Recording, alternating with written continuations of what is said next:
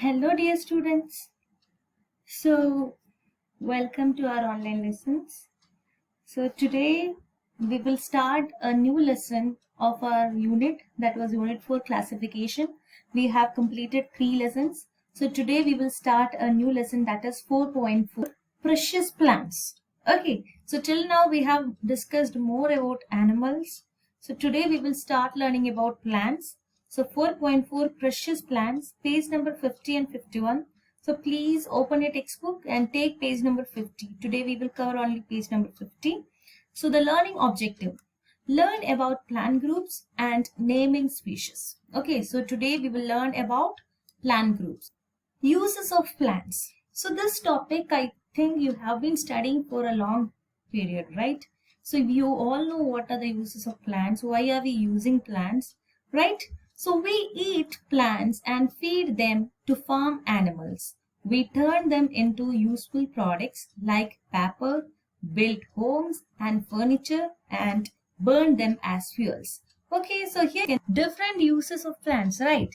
See, what are the uses? The first and foremost, the most important use of plant is that they are autotrophs. They make their own food. Okay, so the animals, including human beings, eat plants. Okay, plants are the primary producers, we all know that.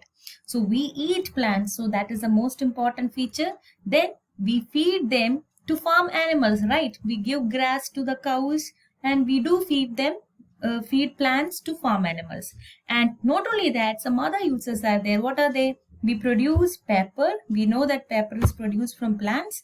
Then we build homes and furniture, for building a home and for making many furniture, plants are required. Wood is required, right? Wood we get from plants only. And burn them as fuels, for cooking and all, and for many other purpose, the plants are burnt as fuels. Okay, so next point, but some plants have specialist uses. So these are some general uses of plants. So there are some plants with specialist uses. What are they? Especially those plants which are used for making medicines.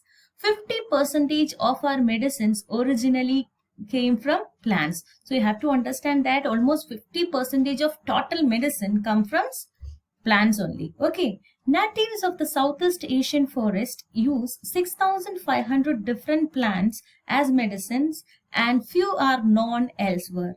Special plants like these need to be identified and protected. So Southeast Asian forest is there. In forest, a lot of plants will be available. In that Southeast Asian forest, 6,500 different plants are there, which produce or which helps in producing medicines. And okay, so even now we haven't discovered everything, right? There may be still plants, there may be medicines which we haven't discovered till now. Anyway, these plants must be protected. Okay, now we will discuss about some plants, different types of plants. So among that, the most important one is flowering plants. Okay, most useful products come from flowering plants. Flowers come in a huge variety of shapes, colors also, but related plants have similar types of flower. So these can be used to divide them into subgroups. So basically, flowering plants, you can understand that most of the same type of plants are having same type of flowers also. So we can use them for classification, right? In this unit, we are studying about classification. Classification means what? To group an organism, including plant, into different groups and subgroups. Okay, so we can use this flowering as a category for classification. Grasses and trees often have small, dull flowers. Their pollen is spread by the wind, so they don't attract insects. So basically, grasses and some trees, they're having small, dull flowers. Okay, that flowers are not having good scent. Okay, good smell, so that it won't attract insects. Then how will they transfer their pollen grain? Pollination should take place, right? In the case of reproduction of plants, pollination is necessary. For pollination, there are different types of pollination. Pollination which occur through wind, which occur with the help of animals or insects, etc. There are different types of pollination. I'm not going for that. So this pollination, in this case, grasses and trees, they are not making good smell flowers. Their flowers are small as well as dull. those flowers are not attracting insects. So what they are doing? This pollen is spread by wind. So they don't attract insects. Okay. So this diagram, this pie chart, a kind of pie chart, you can see in your textbook also. So here you can see a major, this is the classification of plants, a major portion, this whole green portion, everything is green anyways. So this portion belongs to flowering plants. Okay, this is the greater portion, the larger portion, and it belongs to flowering plants. And here you can see this a kind of yellowish one, that is mosses. Okay, then here you can see ferns. Okay, these all are types of plants. Okay, this larger portion is flowering plants. This portion belongs to mosses. You will study about mosses now. And next is about ferns. Okay, this is ferns, and this very small portion is conifers. You can see here a diagram of a conifer. It is just like a tree. It is in the shape of corn. Okay, so conifers.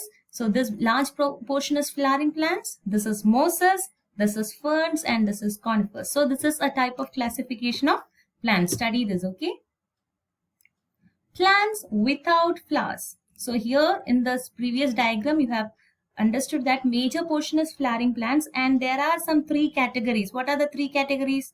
Ferns, mosses, and conifers, right? So those three categories does not belong to flowering plants. That means what? Those are plants without flowers, right? So the three plants in the photo don't make flowers. So in this photo you can see three types of plants. Here it is there, this tree type is there, and here it is there. So three types of plants are there. What are the three types of plants which do not produce flowers? What are they? First one is moss, second one is ferns, and third one is conifers. Now you can study about it. The moss on the ground has no roots or veins, so they are not having any roots. Okay, so here we are studying about the classification of plants. So the major classification, we can simply tell that flowering plants and non-flowering plants. Okay, flowering plants are the major portion, and the other parts, non-flowering plants, there are three types of plants. What are the three types?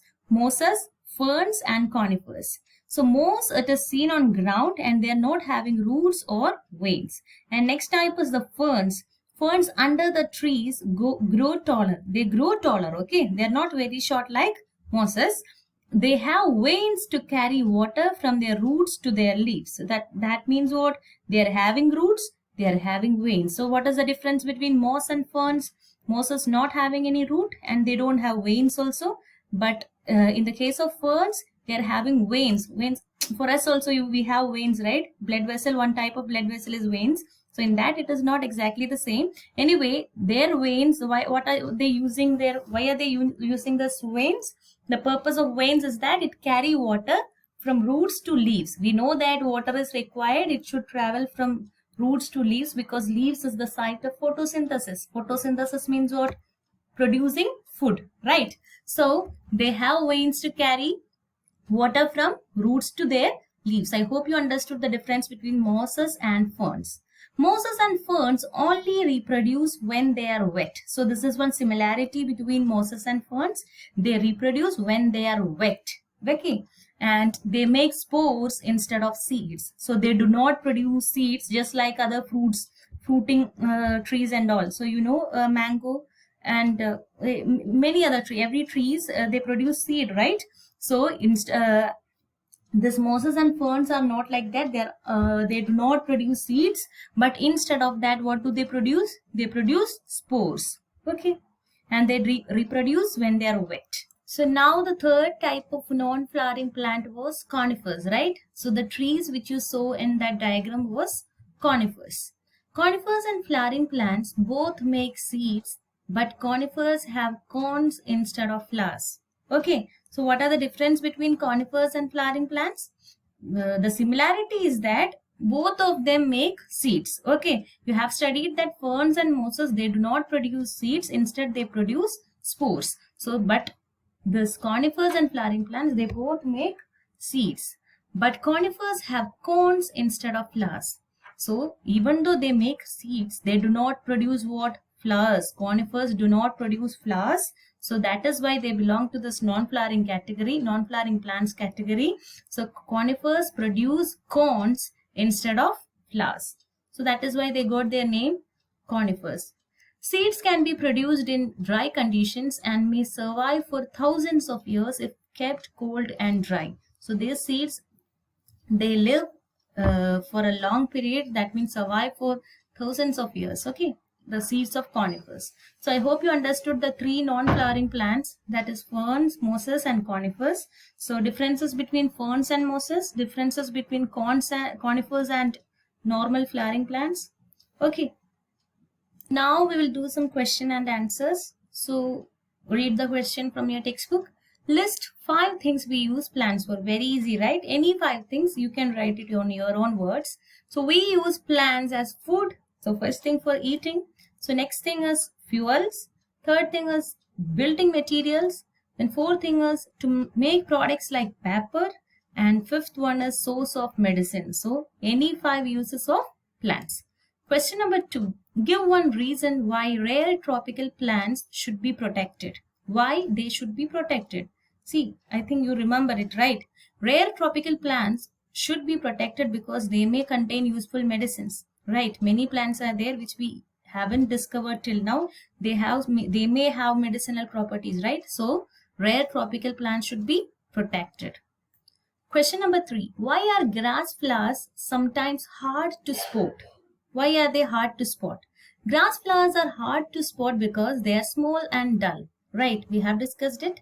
Grass flowers, their pollination is with the help of wind, not with the help of insects. Their flowers are dull and small, so it is difficult to detect them, difficult to spot them. Okay, so question number 4. What makes flowers useful for classification? What? Answer.